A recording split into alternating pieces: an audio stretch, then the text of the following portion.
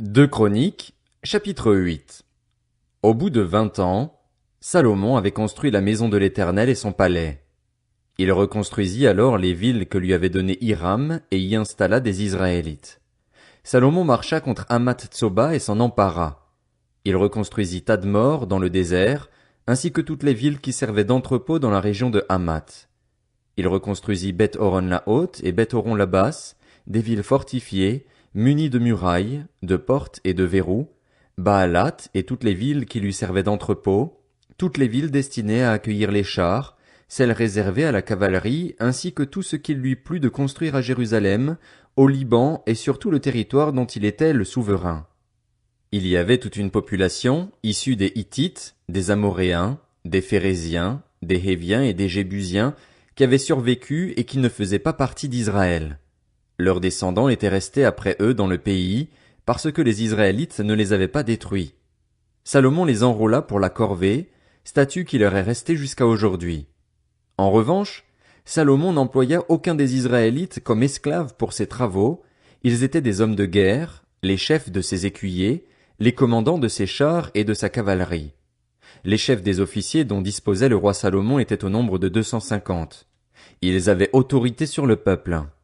Salomon fit monter la fille du pharaon de la ville de David jusque dans la maison qu'il lui avait construite, car il dit, « Ma femme n'habitera pas dans la maison de David, roi d'Israël, parce que les lieux où est entrée l'arche de l'Éternel sont saints. » Salomon offrit dès lors des holocaustes à l'Éternel sur l'autel de l'Éternel qu'il avait construit devant le portique. Il offrait ce qui était prescrit par Moïse pour chaque jour, pour les sabbats, pour les débuts de mois et pour les fêtes, 3 fois par année, lors de la fête des pains sans levain, de la fête des semaines et de la fête des tentes. Il suivit la règle établie par son père David pour installer les classes des prêtres dans leur service et les Lévites dans leur charge. Celle-ci consistait à louer l'Éternel et à faire le service suivant les exigences de chaque jour en présence des prêtres. Il répartit aussi les portiers entre les diverses portes, d'après leur classe, car c'était ce qu'avait ordonné David, l'homme de Dieu. On ne s'écarta en rien de l'ordre du roi à propos des prêtres et des Lévites, pas même pour ce qui concernait les trésors. Tout le travail de Salomon fut solidement affermi, depuis le jour où l'on posa les fondations de la maison de l'Éternel jusqu'à celui où elle fut terminée. C'est ainsi que la maison de l'Éternel fut terminée. Salomon partit alors pour Edjon-Guéber et Élat, sur les bords de la mer des roseaux, dans le pays d'Édom.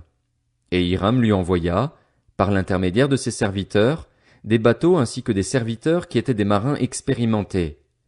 Ils allèrent avec les serviteurs de Salomon à Ophir, et ils en rapportèrent plus de 13 tonnes d'or qu'ils remirent au roi Salomon. Deux Chroniques, chapitre 9. La reine de Séba apprit quelle était la réputation de Salomon, et elle vint à Jérusalem pour le mettre à l'épreuve par des énigmes. Elle avait une suite très nombreuse, avec des chameaux chargés d'aromates, d'or en grande quantité et de pierres précieuses. Elle se rendit auprès de Salomon et lui exposa toutes ses réflexions. Salomon répondit à toutes ces questions. Il n'y eut aucun mystère pour Salomon, il lui expliqua tout. La reine de Séba vit la sagesse de Salomon, le palais qu'il avait construit, les plats servis à sa table, le lieu d'habitation de ses serviteurs, les fonctions et les tenues de ceux qui le servaient, ses responsables des boissons et leurs tenues, ainsi que les holocaustes qu'il offrait pour monter à la maison de l'Éternel. Elle en eut le souffle coupé et dit au roi, « C'était donc vrai ce que j'ai appris dans mon pays au sujet de ta situation et de ta sagesse. Je ne le croyais pas avant de venir et de le voir de mes yeux. Et l'on ne m'avait même pas raconté la moitié de la grandeur de ta sagesse. Tu surpasses ce que j'avais appris par la rumeur. Heureux tes hommes, heureux tes serviteurs, puisqu'ils sont constamment devant toi et peuvent bénéficier de ta sagesse.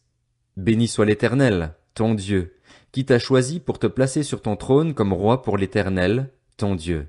C'est parce que ton Dieu aime Israël et veut le faire subsister éternellement qu'il t'a établi roi sur lui pour que tu exerces le droit et la justice. » Elle donna au roi plus de 3 tonnes et demie d'or, une très grande quantité d'aromates et des pierres précieuses. Il n'y eut plus d'aromates pareils à ceux que la reine de Séba donna au roi Salomon. Les serviteurs de Hiram et ceux de Salomon qui rapportèrent de l'or d'Ophir ramenèrent aussi du bois de santal et des pierres précieuses. Avec ce bois de santal, le roi fit des escaliers pour la maison de l'Éternel et pour le palais royal, ainsi que des harpes et des luttes pour les musiciens. On n'en avait pas vu de pareil auparavant dans le pays de Juda. Le roi Salomon donna à la reine de Séba tout ce qu'elle désira, ce qu'elle demanda, plus qu'elle ne lui avait apporté. Puis elle repartit et rentra dans son pays avec ses serviteurs.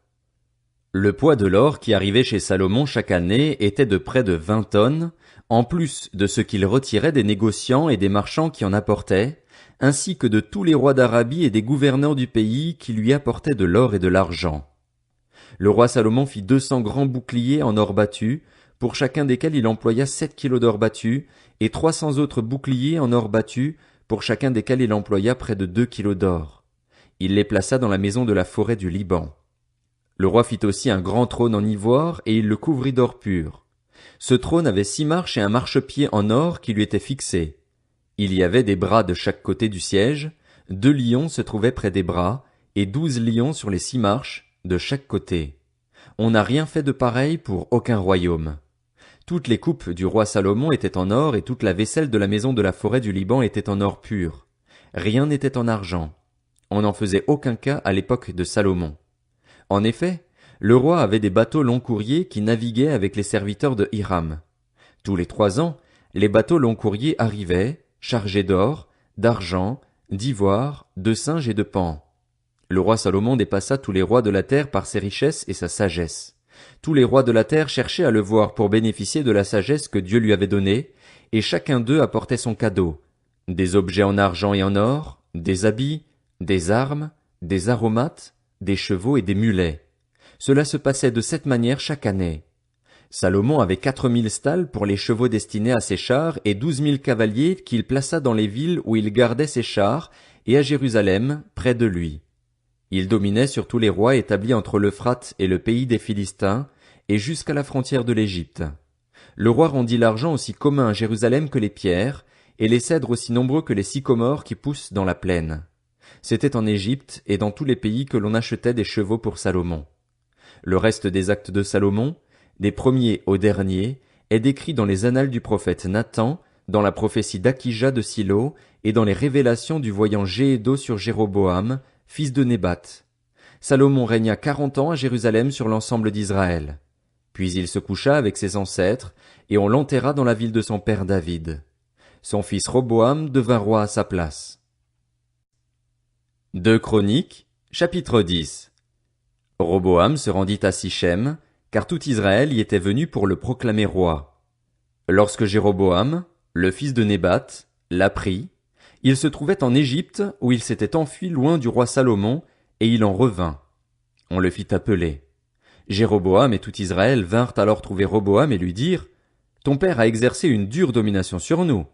Maintenant, allège le dur service et la domination particulièrement lourde que nous a imposé ton père, et nous te servirons. » Il leur répondit, « Revenez vers moi dans 3 jours. » Et le peuple s'en alla.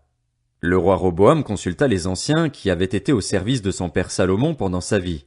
Il leur demanda, « Que me conseillez-vous de répondre à ce peuple? » Voici ce qu'ils lui dirent. « Si tu fais preuve de bonté envers ce peuple, si tu les accueilles favorablement en leur adressant des paroles bienveillantes, ils seront pour toujours tes serviteurs. » Mais Roboam délaissa le conseil que lui donnaient les anciens et consulta les jeunes qui avaient grandi avec lui et qui faisaient partie de son entourage. Il leur demanda, « Que me conseillez-vous de répondre à ce peuple? Ils me tiennent ce langage. Allège la domination que ton père nous a imposée. » Voici ce que lui dirent les jeunes qui avaient grandi avec lui. « Le peuple t'a tenu ce langage. Ton père nous a imposé une domination particulièrement lourde, mais toi, allège son poids. De ton côté, dis-leur, mon petit doigt est plus gros que les reins de mon père. Mon père vous a imposé une domination particulièrement lourde, eh bien, moi je la rendrai plus lourde encore. Lui vous a puni avec des fouets, moi je vous punirai avec des fouets munis de pointes. » Jéroboam et tout le peuple vinrent trouver Roboam le 3e jour, conformément à ce qu'avait dit le roi. « Revenez vers moi dans 3 jours. » Le roi leur répondit avec dureté.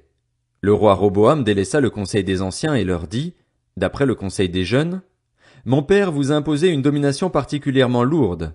Moi je la rendrai plus lourde encore.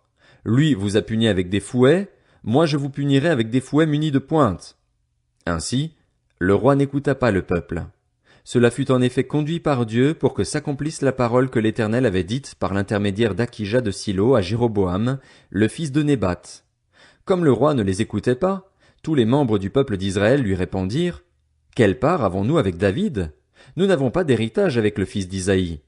À tes tentes, Israël. Maintenant, occupe-toi des tiens, David. Et tout Israël retourna dans ses tentes. Les Israélites qui habitaient les villes de Juda furent les seuls qui reconnurent Roboam comme roi.